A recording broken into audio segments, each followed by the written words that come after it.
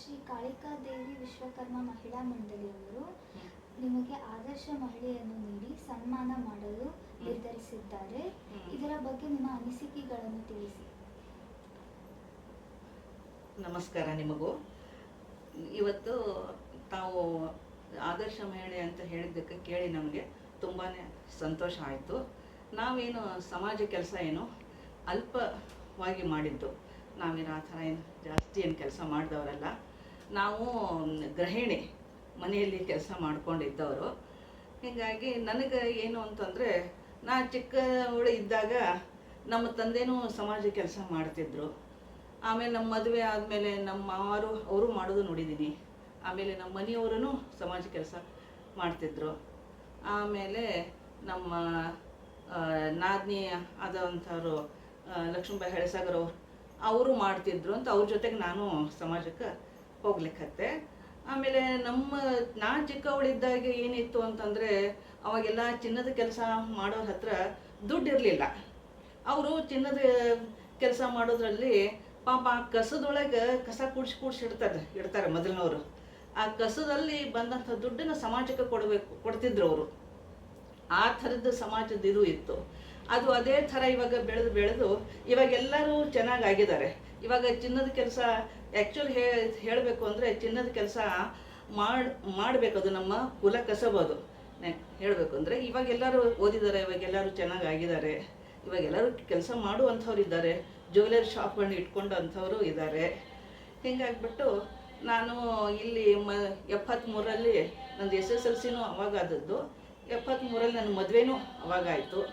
ಆವಾಗ ನಾವು ಬೆಂಗಳೂರಿಗೆ ಬಂದ ಮೇಲೆ ಇಲ್ಲೇ ಅದೇ ನಮ್ಮ ಚಿಕ್ಕಮ್ಮರ ಜೊತೆಗೆ ಹಿಂಗೆ ನಾವು ಹೋಗ್ಲಿಕ್ಕೆ ಹತ್ತಾಗ ಇಲ್ಲಿ ನಮ್ಮದು ಫಸ್ಟು ಉತ್ತರ ಕರ್ನಾಟಕ ಕ್ಷೇಮಾಭಿವೃದ್ಧಿ ಸಂಘ ಅಂತ ಇದರಲ್ಲಿ ಲಾಲ್ಬಾಗಲ್ಲಿ ಫಸ್ಟ್ ಆದದ್ದು ಮೀಟಿಂಗ್, ಅಲ್ಲೇ ಲಾಲ್ಬಾಗಲ್ಲೇ.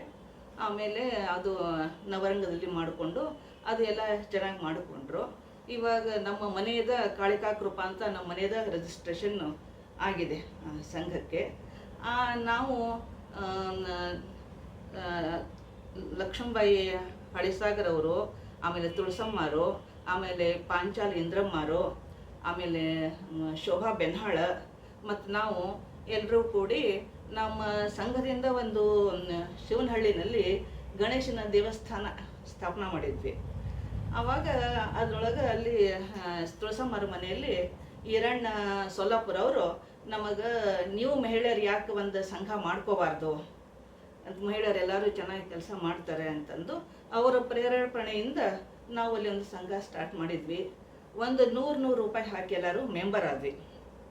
ಆ ಸಂಘಕ್ಕೆ ಮೆಂಬರ್ ಆಗಿಬಿಟ್ಟು ದುಡ್ಡು ಕಲೆಕ್ಟ್ ಮಾಡೋದು, ದುಡ್ಡು ಅಮೌಂಟು ಒಟ್ಟಿಗೆ ಮಾಡಿಬಿಟ್ಟು, ಆಮೇಲೆ ಕೆಲವರು ಎಲ್ಲ ಅವ್ರ ಕಷ್ಟ ಕಾಲದಲ್ಲಿ ಇರುವಂಥವ್ರು ಆ ದುಡ್ಡನ್ನು ಉಪಯೋಗ ಮಾಡ್ಕೊಂಡ್ಬಿಟ್ಟು ಮತ್ತೆ ನಮಗದನ್ನು ವಾಪಸ್ ಮಾಡ್ತಿದ್ರು. ಇದೇ ಥರನ ನಾವು ದುಡ್ಡೆಲ್ಲ ಕಲೆಕ್ಷನ್ ಮಾಡೋದು. ಪ್ರತಿ ತಿಂಗಳು ಒಬ್ಬೊಬ್ಬರ ಮನೆಯಲ್ಲಿ ಕಾಳಮ್ಮನ ಪೂಜೆ ಮಾಡ್ತಿದ್ವಿ. ಕಾಳಮ್ಮನ ಪೂಜೆ, ಭಜನೆ ಎಲ್ಲ ಮಾಡ್ತಿದ್ವಿ ಅವ್ರವ್ರ ಮನೆಗೆ ಹೋಗ್ಬಿಟ್ಟು. ಇವಾಗ ಹಂಗೆ ನಮ್ಗೆ ಅನುಕೂಲ ಇರಲಿಲ್ಲ. ಅವಾಗ ನಾವೆಲ್ಲ ಬಸ್ಸಿಗೆ ಹೋಗ್ತಿದ್ವಿ.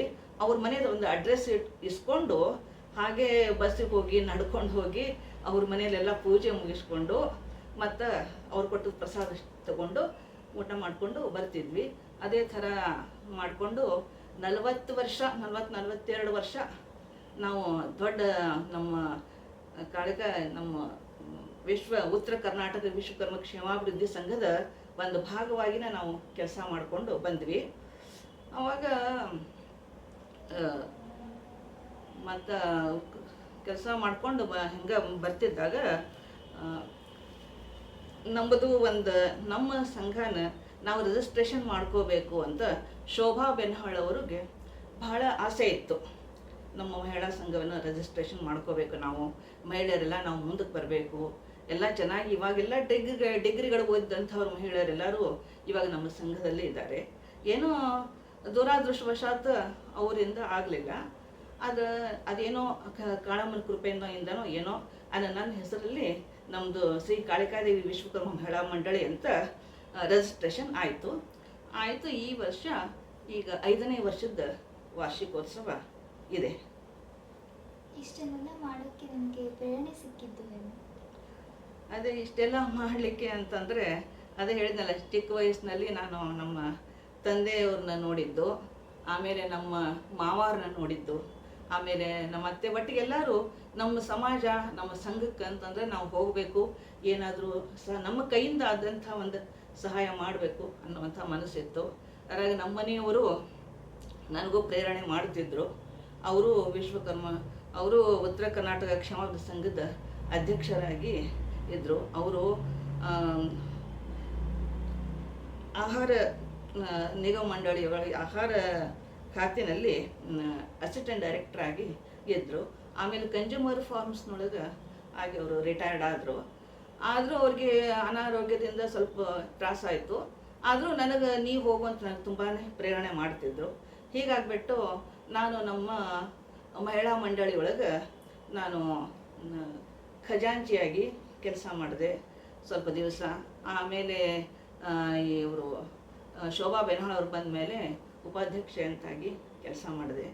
ಈಗ ಒಂದು 4 ವರ್ಷದ ಹಿಂದೆ ನಾನು ಅಧ್ಯಕ್ಷೆಯಾಗಿ ಅಂತಂದು 3 ವರ್ಷ ಕೆಲಸ ನಾನು ಮಾಡಿಬಿಟ್ಟು ಇವಾಗ ದೊಡ್ಡ ಸಂಘದೊಳಗೆ ಒಂದು ಉಪಾಧ್ಯಕ್ಷ ಅಂತಂದು ಏನೋ ಒಂದು ಇದು ಇದೆ, ಉಪಾಧ್ಯಕ್ಷ ಸ್ಥಾನ ಇದೆ. ಇಲ್ಲ, ಅದು ಸಲಹಾ ಮಂಡಳಿಯು ಅಂತಲೂ ಇವಾಗಿನೂ ತಗೊಂಡಿದ್ದಾರೆ. ಆದರೆ ಇದೆಲ್ಲ ನಂದು ಒಂದು ಅಳಿಲು ಸೇವೆ, ಇದೇ ನನ್ನಂಥ ಸಾಧನೆ ಅಲ್ಲ. ನಿಮ್ಮ ಸಾಧನೆಗಳ ಬಗ್ಗೆ ತಿಳಿಸಿಕೊಟ್ಟಿದ್ದಕ್ಕಾಗಿ ಧನ್ಯವಾದಗಳು.